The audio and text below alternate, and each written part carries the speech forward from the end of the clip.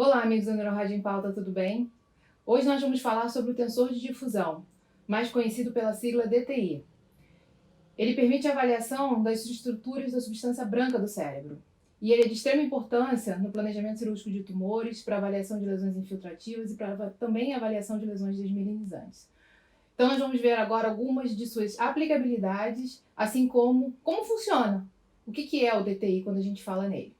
Mas antes da gente começar, se inscreve aqui no canal, ativa o sininho para receber as notificações e ficar por dentro de tudo que está acontecendo aqui. Aproveita e segue a gente também lá no Instagram, o @Neurorádio em Pauta. Lá tem caso clínico, outras informações, tabelinhas para você salvar e usar na sua prática diária. Vamos começar?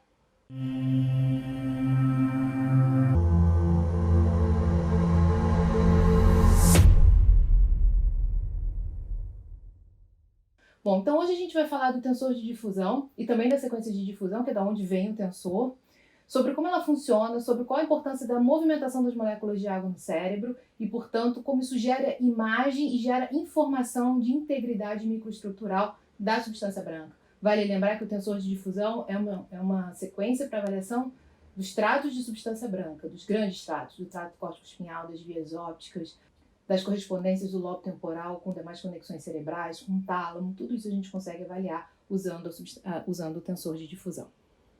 Então, a difusão em si, que é aquela sequência que a gente já conhece de falar em restrição ou não restrição à difusão, a gente consegue avaliar a microestrutura cerebral através do movimento microscópico das moléculas de água no cérebro. Então, é essa imagem que a gente tem, o B0, o B1000 e o mapa de ADC. Brilhou no B1000, ficou pretinho no mapa de ADC, a gente fala que restringiu a difusão. Mas o que isso significa? Lá estão as moléculas de água. Vamos imaginar um copo d'água? A molécula de água ela vai para onde ela quer, sem nenhum tipo de obstáculo, sem nenhum tipo de interferência. Ela tem o que a gente chama de movimento browniano, isotrópico, ou seja, ela tem a mesma chance de ir, se difundir, para qualquer lugar, porque não existe um lugar que é mais fácil que o outro. Ela está desobstruída, então todos os lugares são fáceis dela e ela fica ali, naquele processo de difusão aleatório para qualquer região. Então, quando a gente caracteriza que o movimento da água natural é isotrópico, é um movimento browniano aleatório, e quando a gente diz que ela restringe, ou seja, ela para de ter esse mecanismo de difusão facilitado, tranquilo, relaxado, vamos dizer assim. E aí a gente diz que ela está restrita. E o que isso significa em termos histopatológicos? A gente já falou lá no nosso vídeo de sequências de ressonância magnética, mas vale lembrar que a difusão restrita quer dizer um dos motivos é edema citotóxico, alta celularidade, alta relação núcleo-citoplasma, por exemplo, de um tumor que tem células muito pequenas com núcleos muito grandes. Isso quer dizer o quê? Que quando a gente olhar aqui no primeiro quadradinho onde está escrito difusão isotrópica, a molécula de água, tanto a intracelular, que é o pontinho vermelho dentro da bolinha amarela, e o pontinho vermelho fora da bolinha amarela, que é a extracelular, ela está lá com a capacidade de ir para onde ela quer. Quando a gente aumenta ou o conteúdo intracelular no edema citotóxico, ou quando a gente diminui o conteúdo extracelular, como num tumor multicelular, por exemplo, a gente vê que a molécula já está mais apertada, já é mais difícil dela conseguir se difundir. E por isso, a gente acaba usando o termo difusão restrita. E isso vai aparecer lá na imagem com aquela clássica alteração que a gente conhece, como nesse exemplo aqui do AVC isquêmico, brilhando no mapa de difusão e restrito no mapa de ADC. Então, alteração bem característica de restrição e difusão. Isso aí é só para vocês entenderem como funciona esse mecanismo da difusão em si. E quando a gente parte para o tensor de difusão? Vamos imaginar que esses aspargos aqui, que não tem nada a ver com a aula, são os tratos de substância branca. O que eles têm de semelhante com os tratos de substância branca? Eles têm a orientação. Um trato de substância branca, ele vem compacto do córtex ou da substância cinzenta da qual ele sai e se direciona para outra localização de uma forma compacta. Os axônios, eles vêm organizados. Eles têm um caminho preferencial, que é ao longo desse eixo. Então, quando a gente imagina, por exemplo, que agora eu não tenho mais aquele copo d'água sem estrutura nenhuma, eu tenho um copo d'água cheio de macarrão, cheio de aspargo, cheio de uma estrutura tubuliforme alongada que se forma um bundle, que eles chamam em inglês, né? Que a gente vai transformar como um trato. Então, esse trato ele é uma estrutura extremamente organizada. E a gente pensa, logicamente, que vai ser muito mais fácil, por exemplo, da molécula de água se difundir ao longo desse trato e não contra as fibras desse trato. Então, mais uma vez, a difusão deixa de ser isotrópica, ou seja, a água não tem mais a liberdade para ir para onde ela quer e ela se torna anisotrópica, ou seja, ela perdeu essa capacidade de ir para qualquer lugar. Então, a anisotropia é o que a gente consegue medir. Então, o tensor de difusão, ele avalia como está, ele, através do movimento microscópico da água e dessa direcionabilidade, ele consegue avaliar o grau de integridade da substância branca. Ou seja, se eu tenho um trato de substância branca, por exemplo, o trato córtico-espinhal, extremamente compacto, organizado e íntegro, eu sei que as moléculas vão se difundir mais facilmente ao longo dele do que contra ele. Mas quando, na verdade, eu tenho, por exemplo, uma lesão desmielinizante, eu tenho uma lesão traumática que lacerou umas partes daquele trato, ou eu tenho um tumor que destruiu uma parte do trato, naquela região ali, as moléculas de água vão poder fazer o que quiser, porque eu não perdi essa integridade das fibras organizadas de uma forma longitudinal, e agora eu tenho um buraco ali no meio. Então, nesse buraco aqui, a água ela pode ir tanto nessa direção quanto nessa direção.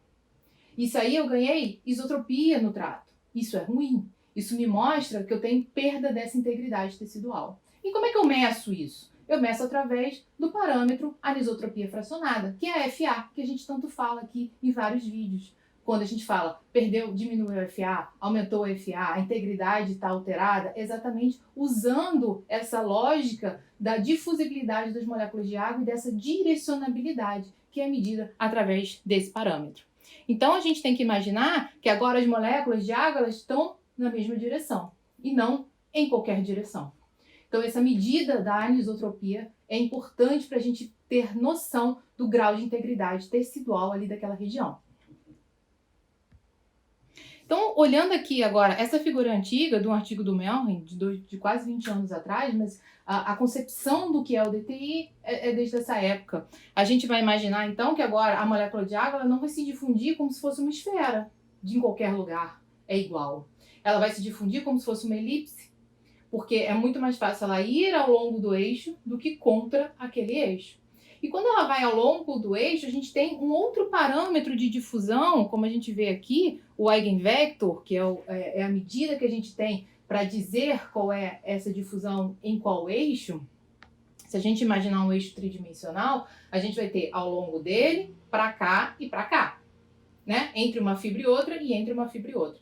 Como esse eixo aqui é mais fácil de ser difundido nesse eixo, a gente chama ele de eigenvector 1, e o eigenvector 1 é igual a um outro parâmetro do tensor de difusão, que é a difusão axial. A difusão axial, então, ela é essa difusão maior, que vai ser dada ao longo do trato. As outras duas difusões, que são o eigenvector 2 e o eigenvector 3, que são as que vão sair contra o principal direção, né, em 90 graus, elas vão fazer juntas a difusão radial. Mas por que eu tenho que saber quem é a difusão axial e quem é a difusão radial? Porque hoje a gente sabe que, como eu falei para vocês, a anisotropia fracionada mede essa integridade global da substância branca. Mas alterações na difusão axial, por exemplo, na difusão axial, elas estão relacionadas à perda adicional. E alterações na difusão radial estão associadas à desmielinização. Por que isso é importante? Imagina eu conseguir falar para o médico, num contexto de esclerose múltipla, por exemplo, que eu tenho uma alteração da FA, mas é com predomínio de alteração de difusão radial. Então, eu dou a informação de que aquele paciente tem perda da integridade do trato, sim, e que foi por desmielinização. E que a gente pode tentar compensar esse processo inflamatório para ver se o organismo consegue gerar um processo de remielinização ali. Mas se ao contrário disso, eu falar que a alteração da FA está basicamente relacionada à alteração da difusão axial, eu estou falando para o médico que houve perda axonal, que houve um dano irreparável e que esse paciente provavelmente vai ficar com alterações sequelares relacionadas à perda daquele axônio. Então são informações que a gente consegue dar a partir de todos esses parâmetros do DTI e que mudam o impacto e o direcionamento do tratamento desse paciente. Então, como é que a gente começou usando o DTI? Há 10, 15 anos atrás, eu vou mostrar esse artigo aqui para vocês de 2008, foi o artigo do meu início de mestrado, a gente usava o DTI da seguinte forma: a gente pegava uma estrutura que a gente queria avaliar, colocava uns róizinhos, que são aquelas bolinhas que significam regiões de interesse, e a gente usava aquilo ali como se fosse a informação que vai dar. O mapa de FA é aquilo ali, e aí a gente põe as bolinhas e eu te digo quanto está a FA. Então a gente fez esse artigo, por exemplo, olhando a FA do corpo caloso. Então, qual é a FA no joelho, no corpo mais medial, posterior, no rosto, no esplênio. Então eu tenho uma avaliação do corpo caloso. O que a gente começou a ver na esclerose múltipla? Que mesmo no paciente que a gente não tinha lesão, a gente tinha uma FA nos pacientes que era mais baixa do que o paciente controle. O paciente controle não, do que o controle. Aquela pessoa que não tinha doença. Então isso já trouxe uma informação adicional. Quando a gente botava o ROI na placa, a gente sabia que a FA está diminuída. E a FA, ela vai de 0 a 1. Através do cálculo dela, ela é uma unidade sem marcação. Ela não é milímetro ou centímetro ou milímetro cúbico, enfim. Ela é um número seco. Ela vai de 0 a 1. 0 é isotrópico. É água livre. 1 é totalmente orientado. É difícil da gente ter uma estrutura assim, que só vá a direção naquele único sentido. A gente sempre tem uma perda para os sentidos laterais. Então, um trato bem organizado, por exemplo, tem uma estrutura que pode ser 0,6, 0,7, 0,8, quando é assim, a gente pega um ROI num lugar muito organizado realmente, um trato córtico-espinhal, por exemplo. Agora, quando a gente começa a ver que os pacientes no corpo caloso, que é extremamente organizado, os pacientes têm, por exemplo, 0,5 e os controles têm 0,7, e isso é estatisticamente diferente, a gente começa a perceber que tem alguma lesão aí que a gente não está vendo. Porque eu estou te falando que o flare e o T2 são normais. Então a gente vai chegar lá nesse conceito. A gente fez isso também, por exemplo, nos pacientes na medula espinhal, e aqui um exemplo de medula cervical, para avaliar a diferença entre pacientes que tiveram NMO e esclerose múltipla. Será que o tensor de difusão conseguiria fazer essa diferença, que muitas vezes é difícil clinicamente? A gente já tem 2 vídeos aqui no canal falando sobre diagnóstico tanto de esclerose múltipla quanto de NMO, mas muitas vezes é difícil, do jeito que a mielite se apresenta, a gente fica em dúvida se aquilo ali pode ser NMO ou esclerose múltipla. E a gente usou ROIs aqui, vocês vão ver esse quadradinho colorido, nos cordões posterior, anterior e nos cordões laterais, para tentar definir se existia uma perda tecidual mais significativa em alguma dessas doenças. E a gente viu, por exemplo, que os pacientes com NMO têm a FA muito mais baixa, mesmo se não for em cima da lesão, do que os pacientes com esclerose múltipla. Até porque hoje a gente já entende melhor o mecanismo de lesão e a gente sabe que a NMO tem uma perda tecidual muito mais significativa, tem um dano axonal muito mais estabelecido logo no primeiro ataque, por conta de todo o mecanismo fisiopatológico da doença. Essa outra aplicação também, já de um artigo mais antigo, mostra como o DTI pode ser pós-processado e a partir dele a gente ter outros tipos de informação para uma análise de grupo. Então isso aqui, o que a gente chama é o TBSS, Tract Based Spatial Statistic, é um programa que a gente faz um grupo de análise, uma análise em grupo de pacientes, todos aqui com esclerose múltipla também, e a gente plota todos os principais tratos de substância branca de todas essas pessoas no mesmo esqueleto que a gente chama, que é essa estrutura verde que a gente vê dentro das cabeças. E você consegue falar para o computador, me falar assim, olha, eu tenho pacientes e tenho controles, e você me diz quais voxels eles estão diferentes. E aí, todos esses outros pontinhos coloridos em azul são pontos em que os pacientes têm lesão, que os controles não têm. Mas qual é a importância dessa lesão? Não é uma lesão que a gente vê, não é a lesão que está brilhando no T2 e no flare, é uma lesão que a gente não vê. Então, é um conceito de substância branca aparentemente normal. E em português a gente escreve de BAM, mas normalmente a gente vai ver escrito em inglês, NAWM, Normal Appearing White Matter. A substância branca aparentemente normal, ela ganhou uma grande projeção dentro das doenças desmielinizantes porque ela ajuda a gente a justificar, porque muitas vezes um paciente tem muita alteração cognitiva, por exemplo, e tem pouquíssima alteração morfológica. Eu vejo pouca lesão, eu vejo pouca atrofia, mas eu vejo uma incapacidade muito grande, inclusive motora. Então, o conceito do Normal Appearing White Matter traz pra gente essa questão do ok, eu não estou vendo lesão, mas a inflamação da doença está lá, isso altera a integridade da minha fibra de substância branca, e isso tem uma correspondência direta com a clínica do paciente. E é o que a gente viu aqui nesse estudo. Então, a gente mostra aqui que em vários testes neuropsicológicos de atenção, de função executiva, de processamento de informação e de memória verbal, a gente vê que existem diferenças. Isso aqui, por exemplo, era uma comparação entre homens e mulheres, mostrando que os homens eles são muito mais afetados pela doença do que as mulheres.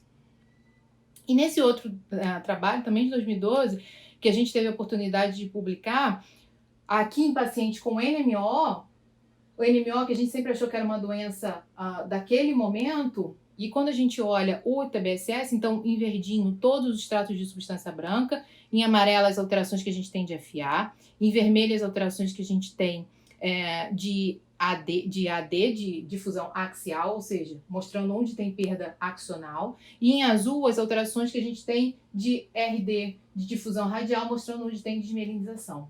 Se vocês olharem essa última coluna, muitos voxels em azul. Isso significa o quê? Desmielinização difusa em pacientes que não têm alteração no T2 e no FLAIR.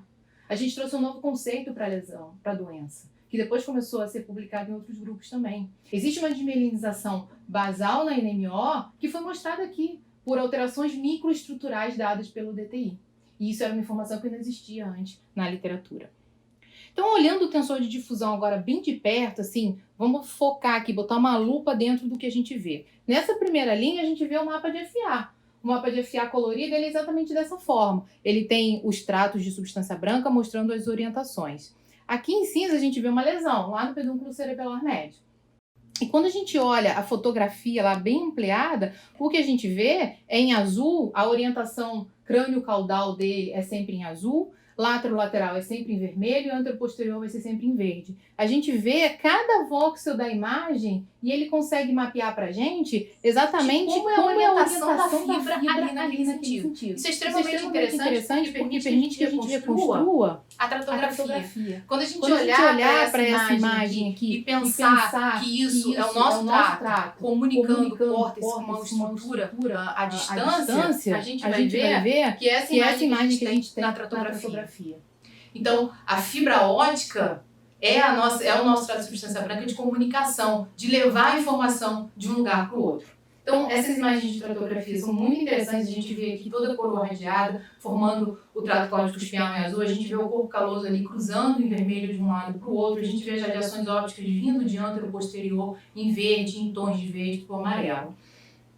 E qual é a aplicabilidade direta disso? No nervo mediano, por exemplo. A gente consegue ver se o nervo está espessado, está comprimido, esse nervo aqui lateral deslocado e abaulado, mostrando, por exemplo, um efeito compressivo que existe sobre o nervo, o efeito de uma estrutura adjacente que está deslocando esse nervo, causando dor, causando impotência funcional para o paciente, vai ajudar o neurocirurgião na cirurgia de descompressão desse nervo, por exemplo. Nos tumores, a gente olha dois casos aqui completamente diferentes. Nesse primeiro caso, uma lesão grande, captante com hiperfusão, que altera todo o mapa de FA. E aí a gente vê que ele destrói a fibra, existe uma perda funcional dessa fibra, e é um GBM. Quando a gente olha a lesão do outro lado, que é uma lesão no cerebelo, que tem uma área captante, não tem uma perfusão tão elevada, a gente vê que o trato amarelo está desviado. É importante a gente entender isso no tumor, porque isso muda o prognóstico cirúrgico. Se ele entrar no GBM e tirar tudo, ele vai deixar o paciente com impotência funcional. Aqui, se ele entrar com cuidado, ele seca ali em volta do trato de substância branca e consegue retirar o tumor e deixar o paciente com menos incapacidade funcional. Então, também tem uma grande aplicação no momento pré-cirúrgico para tumores e para também doenças do sistema nervoso periférico. E por último, eu queria deixar vocês, eu vou apertando aqui todas as aplicações que existem. É um artigo de 2019 da Ticarelli sobre toda a revisão do que tem sido usado de avançado para estudo do sistema nervoso central em doenças desmielinizantes. Mas qual a importância disso? A gente vê os conceitos falados aqui de substância branca doente e aparentemente normal, e agora também de substância cinzenta aparentemente normal. Hoje a gente já sabe que na esclerose múltipla existem as lesões corticais. E as lesões corticais são áreas de doença e de não doença ou de pseudodoença, de substância branca, substância cinzenta, aparentemente normal. E existe como a gente avaliar isso usando o DTI e novas sequências de DTI, o NOD, que vai permitir uma medida de densidade neurítica, e isso exclui uma série de artefatos que o DTI tem que a gente não falou hoje, mas que são limitações do método, e com essa técnica nova a gente tira essas limitações e permite uma avaliação mais pura dessa integridade tecidual, que é o que a gente busca com o DTI. Então hoje nós falamos sobre a importância da difusão, a importância do DTI, de avaliar a integridade tecidual, a integridade das fibras de substância branca, daquele pacote de axônio que desce trazendo as informações do cérebro para estruturas adjacentes. Então, é legal a gente entender como ela funciona, para a gente saber como a gente mede a anisotropia fracionada e o que aquela informação de alteração da anisotropia fracionada traz no nosso contexto clínico, dependendo da doença, se é uma doença desmielinizante, se é um tumor, se é uma doença do sistema nervoso periférico, dentre outras aplicações. E não se esqueça, deixe seu comentário, deixe sua curtida, compartilhe esse vídeo, mostre a quem precisa saber, quem está em dúvida do que é a sequência de difusão e a sequência de DTI. E se inscreva no canal e continue com a gente também lá no Instagram. Te vejo por aqui, te espero lá. Um abraço e até a próxima.